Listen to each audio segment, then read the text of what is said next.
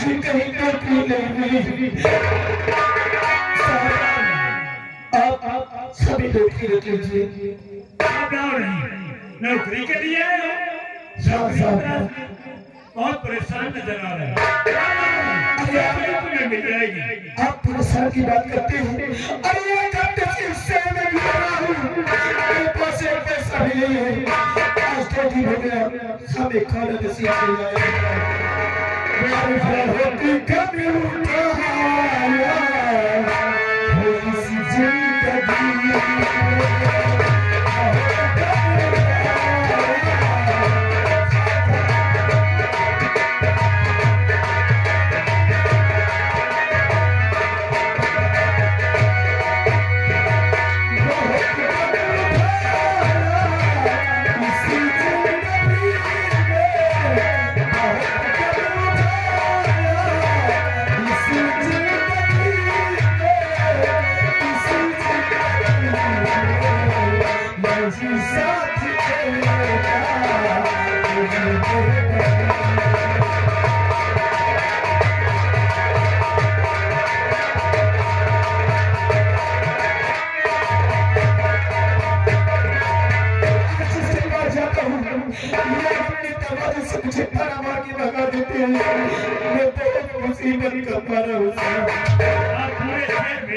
नौकरी के लिए तलाश किया, नौकरी तुम्हें नहीं मिली।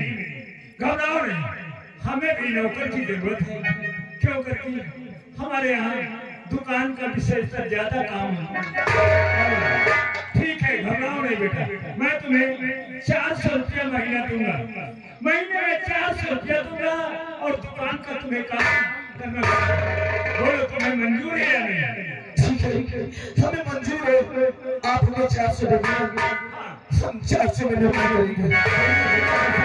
ईमानदारी से रहना, ईमानदारी से काम करना।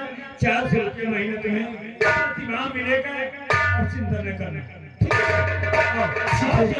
काम बता दे तो क्या करना है, क्या नहीं करना, कैसे करना है।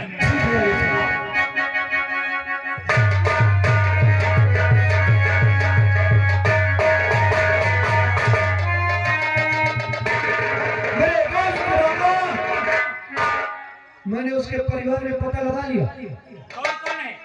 उसके परिवार में और कोई नहीं, केवल दो लोग हैं। कौन? वो है और उसकी बहन जिसका नाम रूपा है। हाँ, बहन भाई दो, बस और कोई नहीं। तो उसका भाई तो नौकरी पे होगा, मुझे मालूम है। इस समय थाने पे होगा और हम सीधा थाने चलते हैं और सारा अंडा देगा वही काम। उसकी शक्ल हमने भी नहीं देखी, तुमने भी नहीं देखी। जा और उसकी शक्ल देखने वाला केवल रतन सेठ है। उस रतनवा सेठ को कह दे कि उसको फंसा के किसी भी तरह मेरे अड्डे को पिलाना है। नहीं मेरे दोस्त, वो नहीं कर पाएगा। फिर वहाँ मुझे जाना पड़ेगा और उसको मैं कैद करके रतन के घर आता हूँ और तुम रतन के घर में मिलना। वही उसे बहुत सारी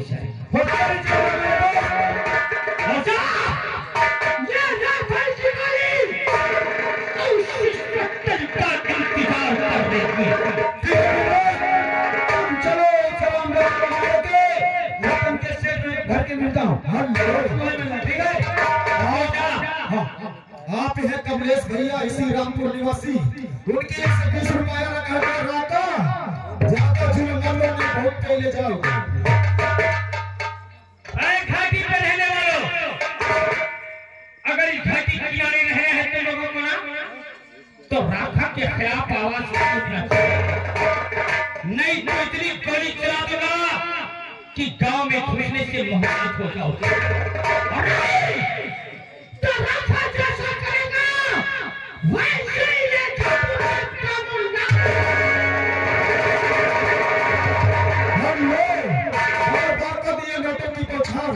आप हैं कमलेश भैया रामपुर निवासी।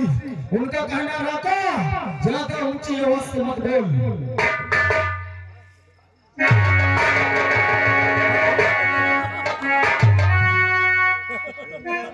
दोस्तों, आपको नहीं पता होगा कि अभी अभी मैं इस थाने में आया हूँ मेरा नाम इंस्पेक्टर वर्मा है।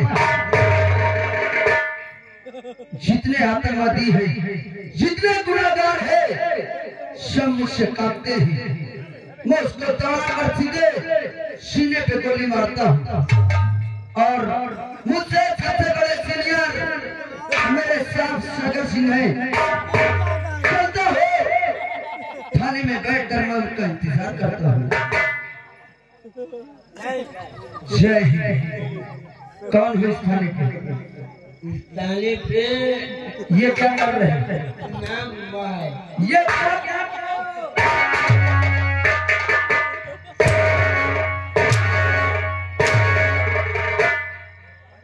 कहाँ थे? सोने का पैसा लेते हो, सोने की पगार तुम लेते हो। ये सरकार सोने की पगार।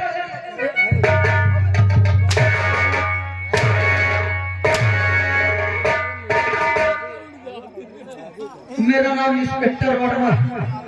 जब तक मैं थाने में रहूंगा तब तक बहुत कायदे कानून से ड्यूटी करता हूँ। मैं चलकर के इंतजार कर रहा हूँ बड़े साहब का। ठीक, मैं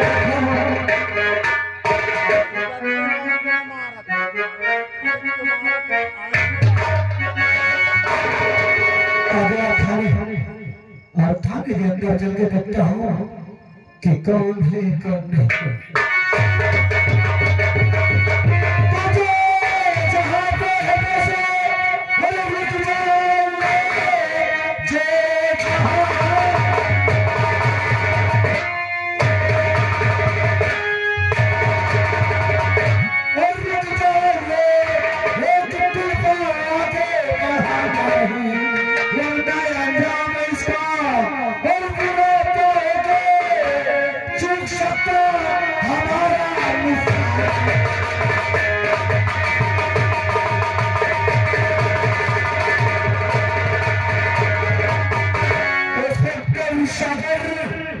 मुझे तेरा इंतजार था और साले एक भी आवाज निकाली अगर बोला तो खोपड़ी उड़ा दूंगा।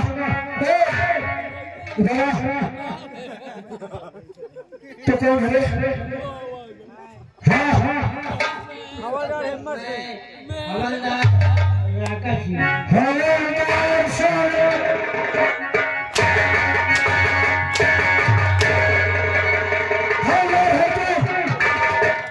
अपने एसपी से जाके बोल देना कि तेरे इंस्पेक्टर सागर को डाकू धर्मा अपने देश के वातावरण के पास ले जा रहा है।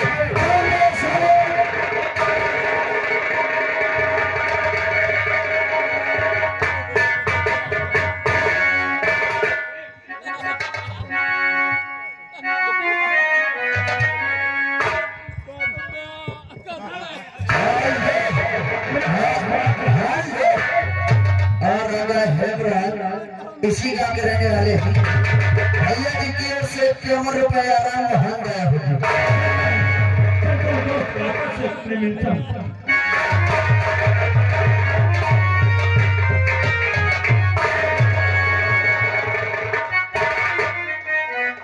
क्या हो रहा है? अभी तक मेरा दोस्त धर्मानी है। क्या बात है? क्या बात है? क्या बात होगी? हम लोग आप है कमलेश भैया रामपुर निवासी। उनका कहना कि रहता इसी तरह जुर्म करते रहे हम तुम्हारा साथ देंगे। क्या इंस्पेक्टर सागर है?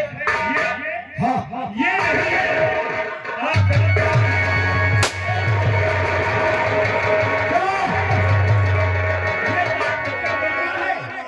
सागर को कहाँ पकड़ करके लाए थे?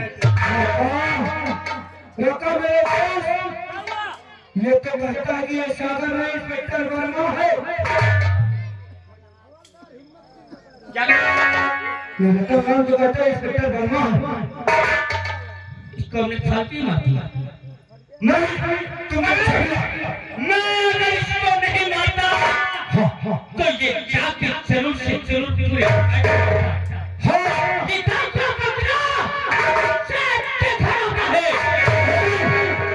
मेरे दोस्त ने कहा दिल्ली की आवाज हुई है, हमें अस्पताल निकालना चाहिए। नहीं हम जाएंगे। सेठ तुम्हारे को कहते किसकी रात को ठिकाने लगाई। उनकी ओर से 20 रुपया आ रहा, उनका कहना रहता इसी तरह जमा करते जितने भी इंस्पेक्टर मिले सबको माफ कर देंगे।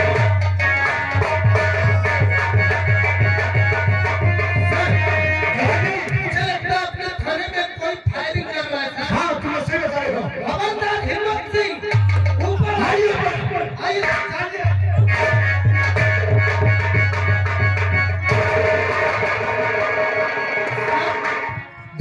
इसमें साहब का यहाँ फोन ये तो सच्चा साहब था। अरे किसको फोन कर दिया? क्यों हवलदार? तुमने कौन देखा किसको? हवलदार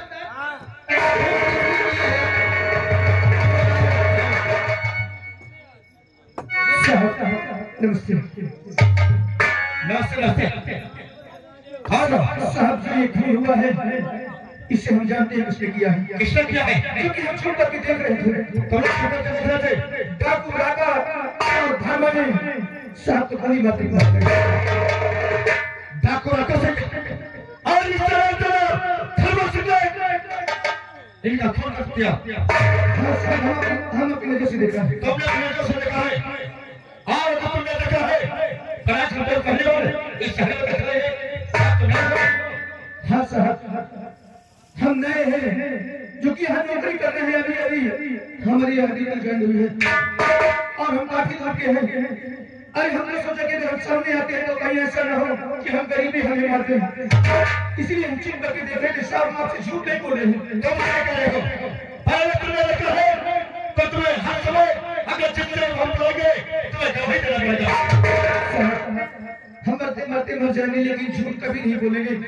जहाँ भी पूछेंगे हर जगह हम यही कहेंगे कि डाकू राका और घर में इस बात को मारा है।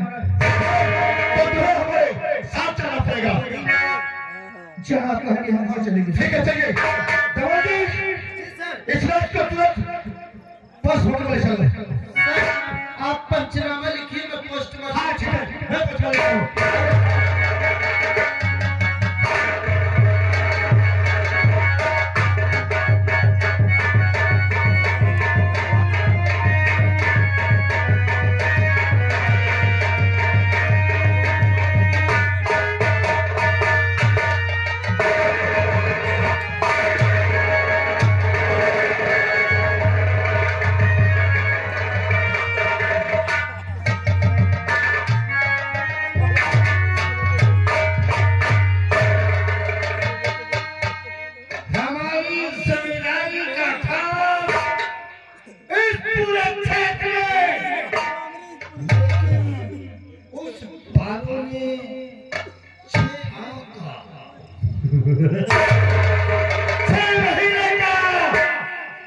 हमसे वादा किया 6 महीने बाद सारा किराया मैं तुम्हारे घर आता।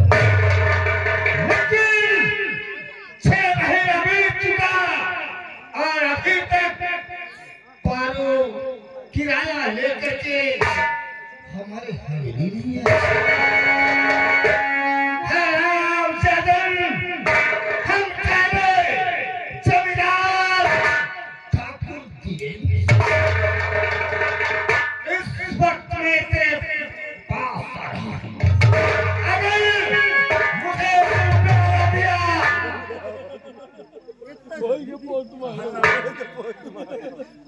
उस पारों ने क्या वादा किया था?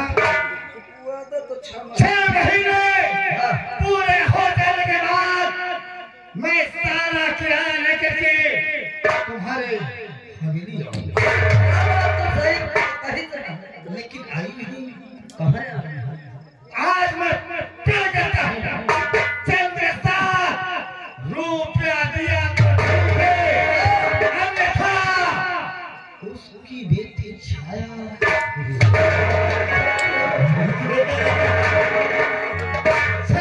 को हम अपनी रानी बनाएंगे। प्यार से हमसे कहेंगे कि अपनी बेटी का विवाह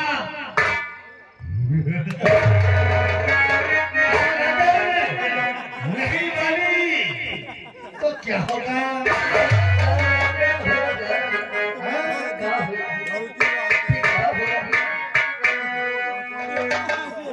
मेरे दिल में अरमान, दिल में तुम्हारे अरमान का हलक। अरे गोरिया आ जाओ, मन में समा जाओ, अरे कमा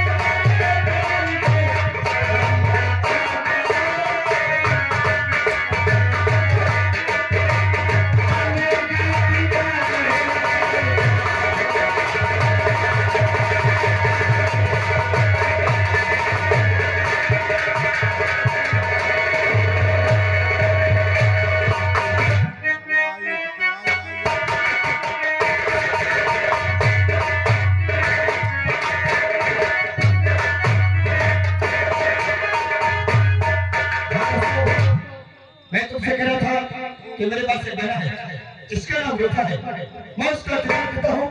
कहाँ है, कहाँ लगे हैं?